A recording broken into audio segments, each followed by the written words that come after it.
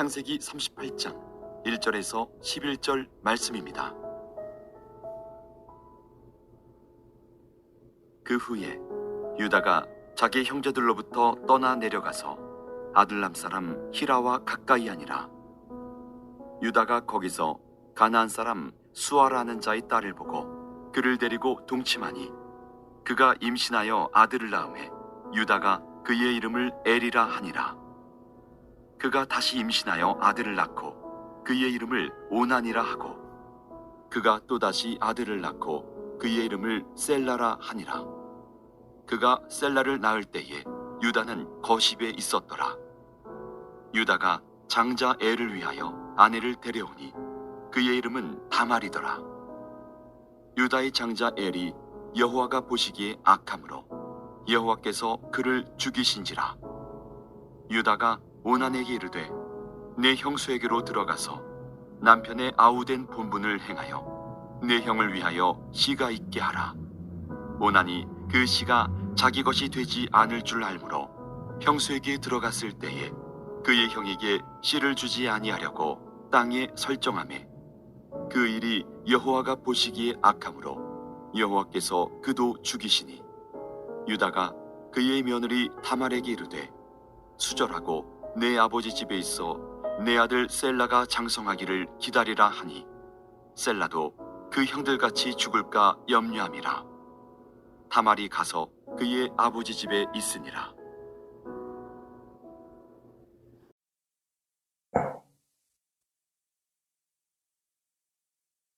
우리가 지금 창세기를 보고 있는데요. 창세기, 특별히 이제 요셉의 이야기를 새벽 예배 때 지금 보고 있습니다.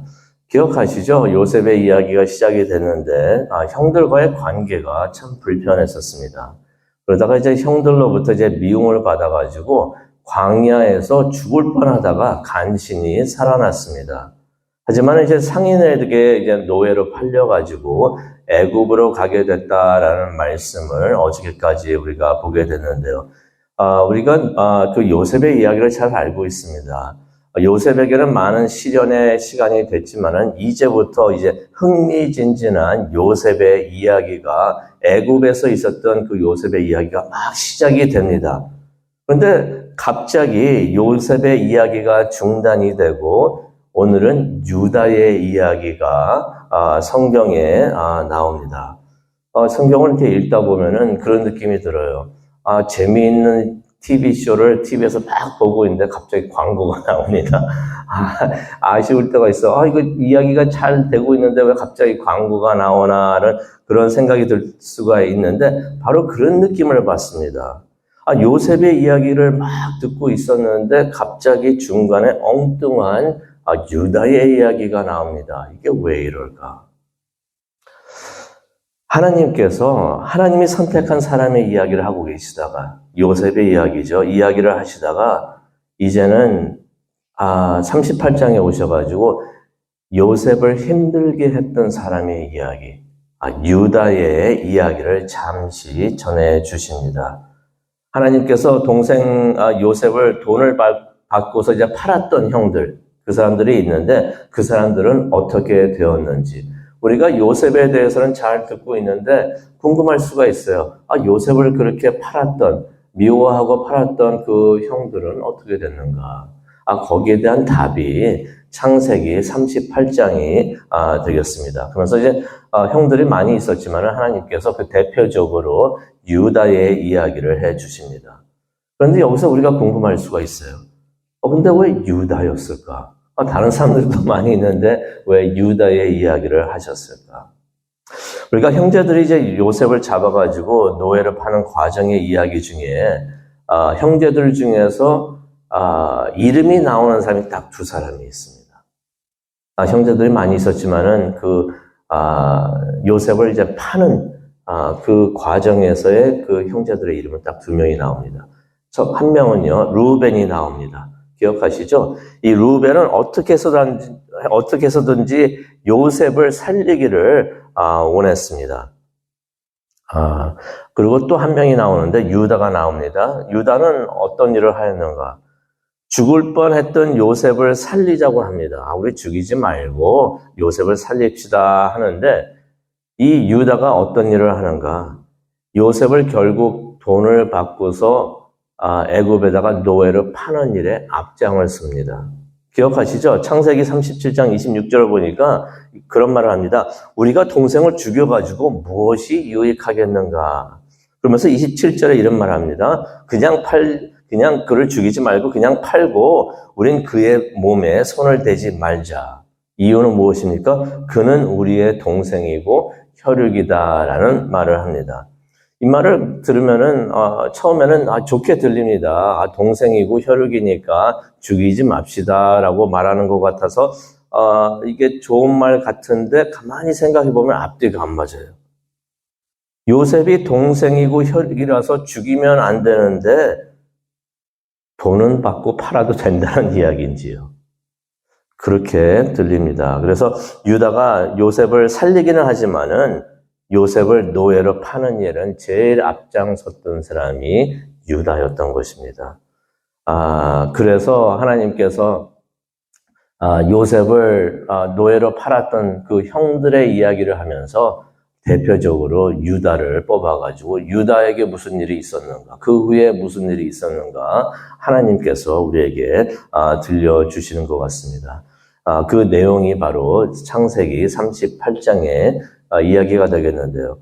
결론부터 말을 한다면은 그들의 그 형제들의 삶이 평온하지가 못했었습니다. 유다의 삶을 보더라도 우리가 알 수가 있는데요. 바람 잘 날이 없었습니다. 계속해서 안 좋은 일이 일어납니다. 말씀을 우리가 38장에 있는 말씀을 보겠는데요. 1절을 보니까 유다가 형제들과 떨어집니다. 같이 있지를 않고요. 형제들과 떨어져서 혼자 살고 있다가 가나안 여인과 결혼을 합니다. 그러면서 이제 아들을 셋을 갖는데요. 그 아들의 이름이 3절과 4절과 5절에 나와 있습니다. 첫째 아들의 이름이 엘이고요. 둘째 아들이 오난, 그리고 셋째 아들이 셀라가 됩니다. 그래서 유다가 이제 6절을 보게 되면 장남 엘을 이제 장가를 보내는데요. 며느리의 이름이 나옵니다. 며느리의 이름 기억하시기 바랍니다. 며느리의 이름이 다말이었던 것이에요.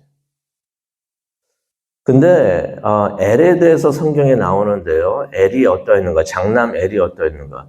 하나님 보시기에 7절에 보니까 하나님 보시기에 악했다라는 말씀이 나옵니다. 그래서 하나님께서 죽이셨다라는 말씀이 나옵니다. 그런 생각이 들어요. 도대체 무슨 죄를 지었길래 그런 일이 생겼을까? 근데 성경에서는 무슨 죄라고 말이 나오지가 않습니다. 그것은 무엇을 의미합니까? 무슨 죄를 지었는지는 중요하지 않다는 것입니다. 하지만 무엇이 중요한가? 무엇을 했던 간에 그것이 하나님 보시기에 무척이나 악했다는 것입니다. 그래서 하나님께서 그의 삶을 가져갔다라는 말씀이 성경에 나옵니다. 그런데 유다의 이야기가 나오는데요. 유다의 이야기, 아들이 죽었습니다. 장남이 죽었습니다. 그런데 유다가 슬퍼하는 장면이 안 나옵니다. 슬퍼하기보다는 자신의 큰아들이 자식 없이 죽은 것을 무척이나 아쉬워합니다. 그래서 뭐라고 하냐면요. 둘째 아들 보고 형수와 결혼해서 시동생의 의무를 다하라라는 말을 합니다. 아들이 죽었는데 걱정하는 것은 이거 우리 후손이 어떻게 이어질 수가 있나, 그것만 걱정을 하고 있었습니다. 여기서 형수와 결혼해서 이제 시동생의 의무를 다하라는 것은 요즘에는 없는 것이 되겠지만은 당시에는 수혼제라는 게 있었습니다. 수혼제라고 하는 게 있었는데 과부가 죽은 남편의 형제와 결혼해서 이제 자녀를 갖는 그러한 제도가 되겠는데 그 수혼제를 의미를 하고 있는 것입니다. 근데 이게 둘째가 그게 싫었어요. 싫어가지고 형의 자손이 생기는 것이 싫었습니다. 왜 싫었냐면은 형의 자손이 생기면은 아버지의 유산이 조카에게로 다 가게 돼 있거든요. 그게 없으면 자기한테로 올 텐데. 그래서 성경에 보니까 땅에다가 설정을 했다라는 말이 나옵니다. 9절에 나오는데요. 그 9절에 보면 어떤 의미가 암시되어 있냐면요. 한 번이 아니라 계속해서 그랬다는 것입니다. 아버지의 유산을 자신이 받고 싶어서 조카에게 주기 싫어서 그런 일을 했다는 것입니다. 그렇다면 그냥 아버지 보고 싫다고 하면 될 텐데 형수와 동침은 계속 하면서 땅에다가 설정을 했다는 것입니다. 10절에 보면 하나님께서 이것이 악하게 보였다 말씀하시는데 무엇이 악하게 보이냐면 그 둘째의 그러한 마음과 그러한 행동이 악하게 보였다는 것입니다. 그래서 하나님께서 그 둘째도 데려가십니다. 그러자 이제 유다가 며느리 다말을 친정에 보냅니다. 친정에 보낸 다음에 나중에 이제 만나는 그 이야기를 내일이 되겠는데요. 이 며느리 다말을 친정에 보내는데 표면적인 이유는 뭐였는가? 셋째 아들이 너무 어리다. 셋째 아들이 너무 어리니까 성장할 때까지 친정에 있다가 나중에 와라라고 말을 합니다. 하지만은 본심은 어땠는가? 11절에 나오는데요. 이 며느리를 자꾸 아들한테 줬더니 전부 다 첫째 아이도 죽고 둘째 아이도 죽으니까 이거 뭔가 잘못되겠구나. 셋째 아이도 죽겠구나 해가지고 그 다말을 이제 친정에다가 보냈다는 것입니다. 유다의 이때 마음이 어떠했었을까? 유다의 가정은 어떠했었을까? 가만히 우리가 생각을 해보면서 오늘 이 아침 기도하는 시간을 가졌으면 좋겠는데요. 동생이 그렇게 미웠던 것이에요. 죽이고 싶을 정도로 미워서 돈을 받고 팔았었습니다. 흔히들 요셉을 구약의 예수님이라고 말을 합니다. 요셉이 완벽하지는 않았겠지만은 성경에 보면은 요셉이 잘못한 것이 하나도 기록이 된 게 없어요. 그래서 흔히들 요셉을 구약의 예수님이라고도 표현을 하는데 그런 사람을 돈 받고 팔았다는 것입니다. 그렇게 미웠던 것이에요. 그러면은 잘 될 줄 알았는데, 그렇게 하면 내가 잘 될 줄 알았는데, 그렇게 하면 내가 이기는 줄 알았는데, 그렇게 하면 그 요셉이 자랑하고 있었던 그 꿈이 안 이루어질 줄 알았는데, 내가 그렇게 하면은 내가 편할 줄 알았는데, 내가 기뻐할 줄 알았는데, 요셉을 노예로 팔았던 형들의 삶이 평온하지가 않았다는 것입니다. 오늘 유다의 이야기는 하나님을 따르지 않고 하나님을 떠났던 사람들의 모습이 되겠는데요. 하나님으로부터 버림을 받으면은 이러한 모습이 될 수가 있다라는 말씀을 성경에서 알려주고 있습니다. 그러면서 안타깝습니다. 유다의 아버지가 야곱이 되는데 또 유다는 누구입니까? 이제 앞으로 이제 예수 그리스도의 이제 조상이 되는 사람인데 하나님을 알고 있었는데 이렇게 힘들 때 하나님 앞에 나와서 하나님 너무 힘듭니다. 하나님 도와주시옵소서. 하나님 나의 주여라고서 한마디만 외치고 했었어도 하나님이 도와주셨을 텐데 그러한 아쉬움이 많이 남아 있습니다. 우리가 오늘 이 아침 기도하는 시간을 갖기를 원하는데요. 기도하는 시간, 하나님과 함께하는 시간이 될 줄로 믿습니다.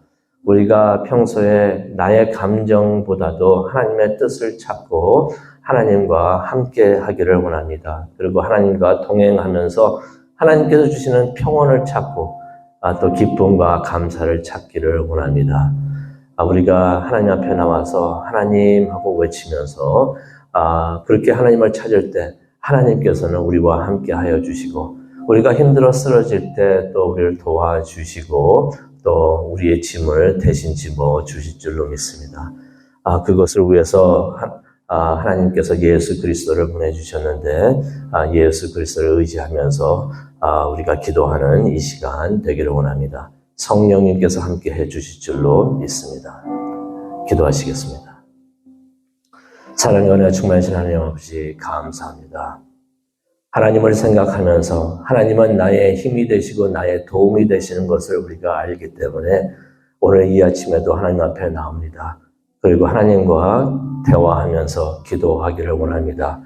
이 시간 함께 하여 주시고 우리의 기도를 들어 응답하여 주시옵소서. 감사합니다. 예수님의 이름으로 기도합니다. 아멘.